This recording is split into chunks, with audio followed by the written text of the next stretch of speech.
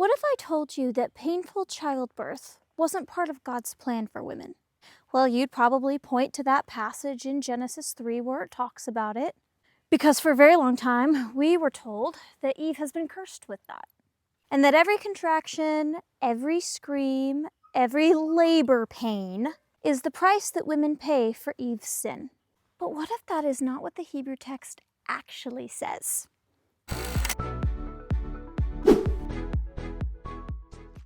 What if Genesis 3:16 isn't a curse at all, but a sorrowful diagnosis with a plan and promise for redemption? Unto the woman he said, I will greatly multiply your sorrow and your conception. In sorrow you shall bring forth children. Genesis 3:16. Here, the Hebrew phrase, I will greatly multiply, isn't God issuing punishment, but expressing the natural outworking of broken creation.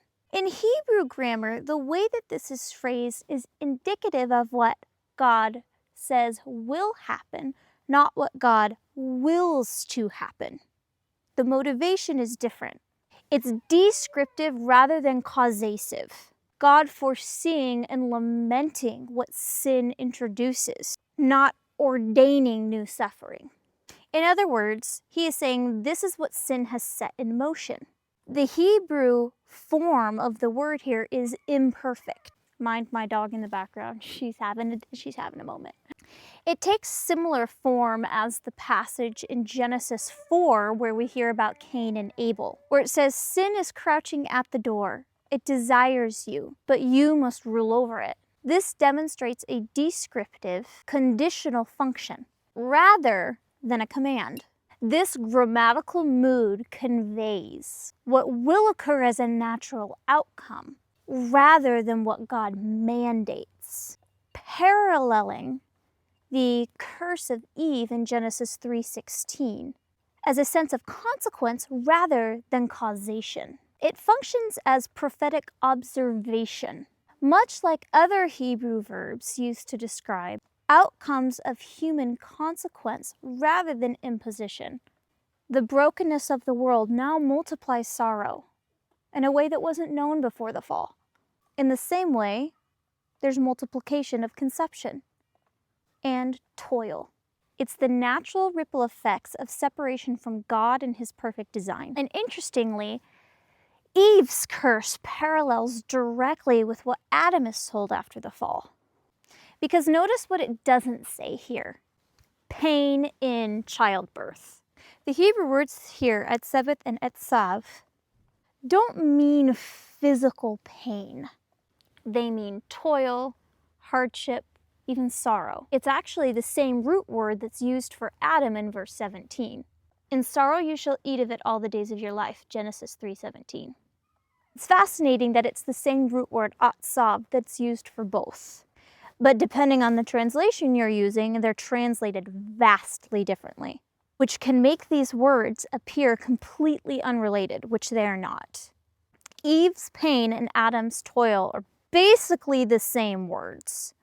They stem from the same Hebrew root word, but English versions often separate these terms, making it seem as though Eve received pain, whereas Adam received work. Notice here, I'm going to throw it up on screen, how each translation shifts the tone.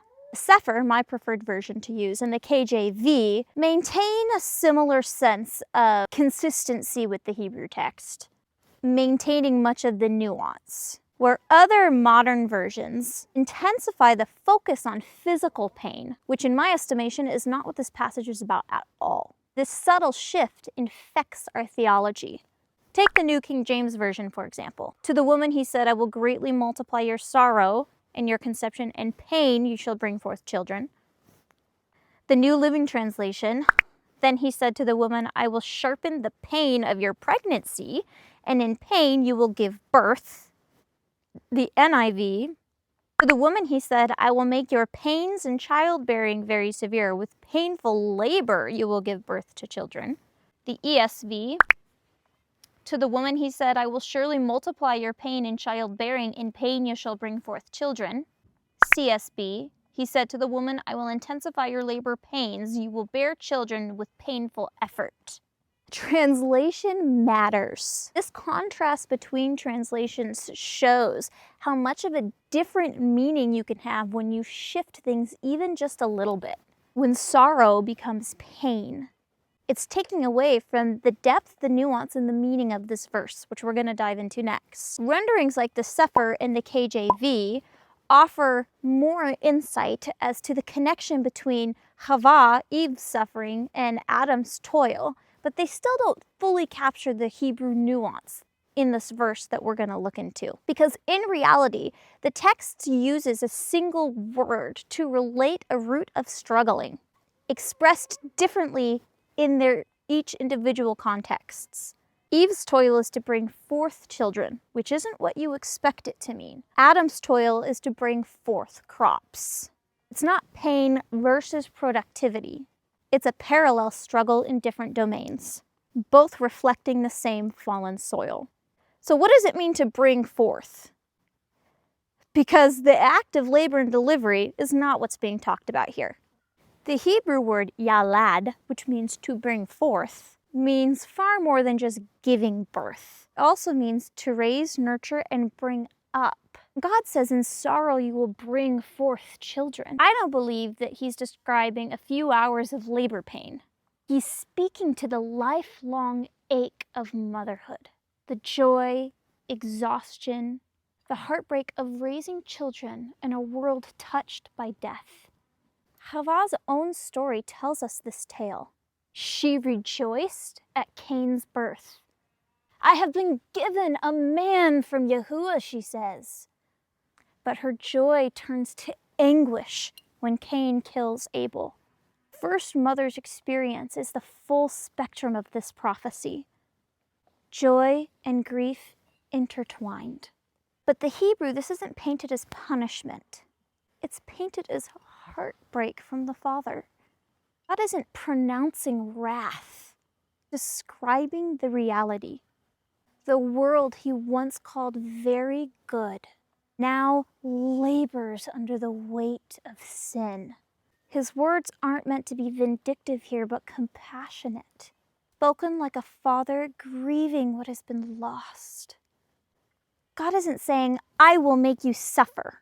He's saying, this is what sin has done. And the Hebrew grammar supports this nuance. It's permissive, not causative. Descriptive, not prescriptive. But even in this lament, mercy lingers. He doesn't revoke the blessing of fruitfulness. He multiplies it. Hava will still bring forth life. Only now it will happen in a world where life and death wrestle for the same breath. Let's clear something up here. The only one God actually curses is the serpent, not Hava or Adam. The enemy is the one that bears an actual curse, not the woman, not the man. And in the same breath, God gives Eve the prophecy that leads to redemption. Your seed will crush the serpent's head. The very realm where Eve will experience sorrow, motherhood, is the realm that God will use to bring forth victory. Through her lineage comes the Messiah, born of a woman, to bring salvation.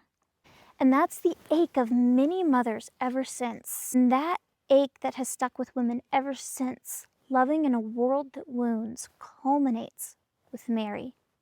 She carried the Savior of the world, aware that his path would eventually lead to the cross. As Simeon told her, a sword will pierce your own soul too. She bore not just a child, but the grief of redemption itself. Eve's sorrow finds resolution in Mary's obedience. The pain of bringing forth life becomes the very means to salvation. Because through the woman's womb, God brings restoration to humanity.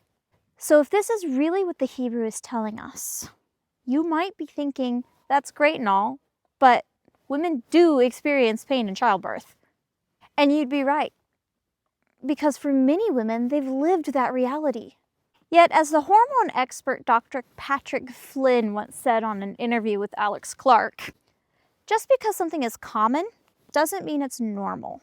What's widespread in a fallen world doesn't necessarily mirror God's intention.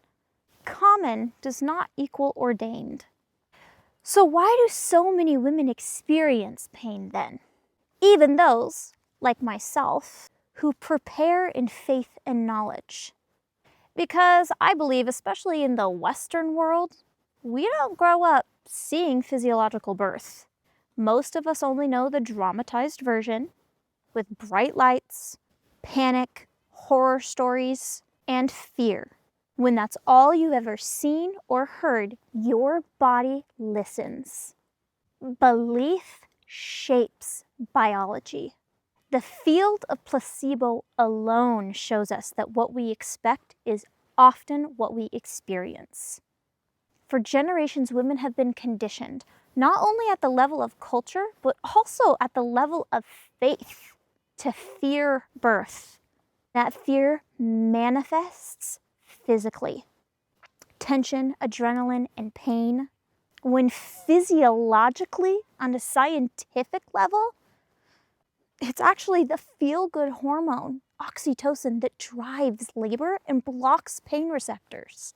When the narrative is replaced with faith, trust, and understanding of God's design, the body can respond radically differently.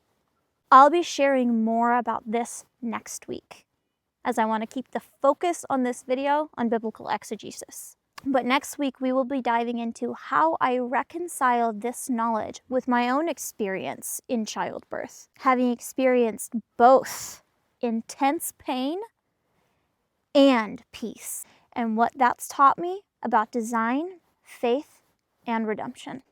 Genesis 3:16 isn't a story of a cursed woman destined to have horrible, painful labor. It's the story of a compassionate God, naming the sorrow of a world that fell while promising a path to redemption. So no, childbirth isn't your punishment. It's your prophecy. Every contraction, every breath, every heartbeat within you echoes the gospel's oldest promise. Her seed will crush your head. You are not cursed. You are chosen to carry life. If you think about it, women are kind of soul growers. How cool is that? We get to bring new souls into the world.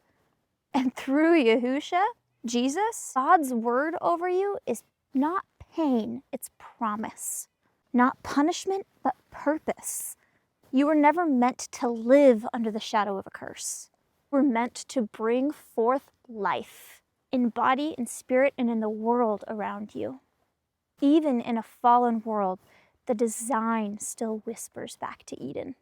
And through the Redeemer, born of a woman, that whisper becomes louder and louder and begins to sing of his glory once again. As always, you can find everything that we covered in this video as a free downloadable in that description box down below, as well as my free resource Studying Scriptures in Their Original Languages, which will give you access to step-by-step instructions for modern-day tools to start understanding Hebrew, Greek, some notes on Aramaic without needing a seminary degree. If this is your first video, I would encourage you to check out that playlist of all of the different videos we've done on biblical exegesis as it relates to women. Is don't forget, test everything and hold fast to what is good. I'm looking forward to seeing you next week as I share some of my testimony on my own births with my 2 children. May Yah bless and keep you. May He make His light shine upon you and give you that peace that truly surpasses all understanding. I'll catch you on that flippity flop. Shalom. Me rewatching my film, absolutely hating how my shirt is laying. And it's raining. Keep a baby monitor next to me to make sure that my son, who's figured out dining room chairs, can't drag them over to my kitchen counters. Oh my gosh, my hands are so cold. This coffee is not warm anymore.